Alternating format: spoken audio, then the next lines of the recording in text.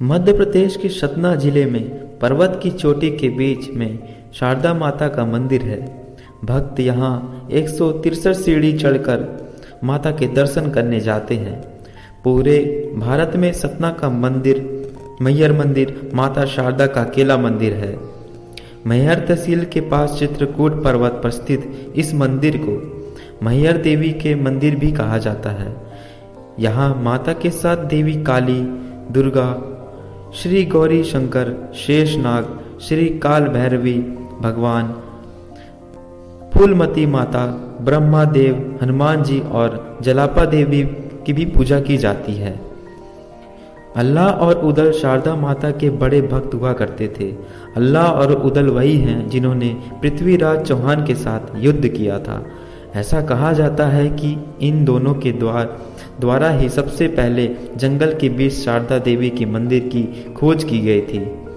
फिर अल्लाह ने इस मंदिर में 12 साल तक तपस्या की, जिससे प्रसन्न होकर देवी ने उन्हें अमर का आशीर्वाद दे दिया था। आज भी यह मान्यता है कि माता शारदा के दर्शन हर दिन सबसे पहले अल्लाह और उदल ही करते हैं। मंदिर के पीछे पहाड़ों के नीचे एक तालाब है।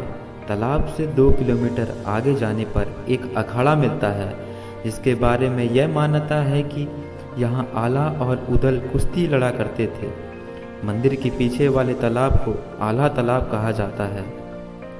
माना जाता है कि राजा दक्ष प्रजापति की पुत्री सती शिव से विवाह करना चाहती थी, लेकिन राजा दक्ष को यह मंजूर नहीं था। शिव के बारे में उनकी धारणा थी कि वह भूतों और अघोरियों के साथ ही हैं, लेकिन सती नहीं मानी और उन्होंने अपनी जिद पर भगवान शिव से विवाह कर लिया।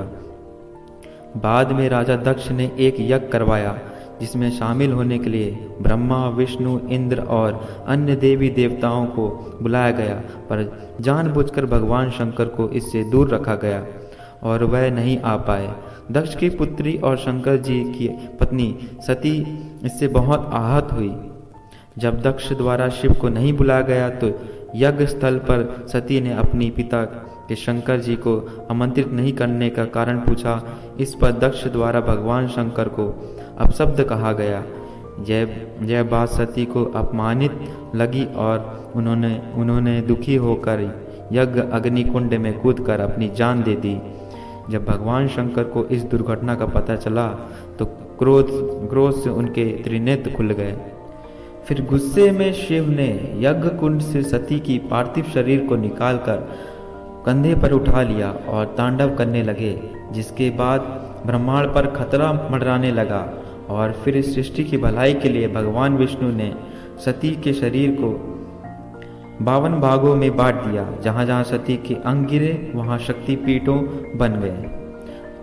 अगले जन्म में सती ने हिमवान राजा के घर पार्वती को रूप में जन्म लिया और घोर तपस्या कर शिव जी को फिर से पति रूप में प्राप्त हो गई। ऐसा मान्यता है कि यही माता का हार गिरा था।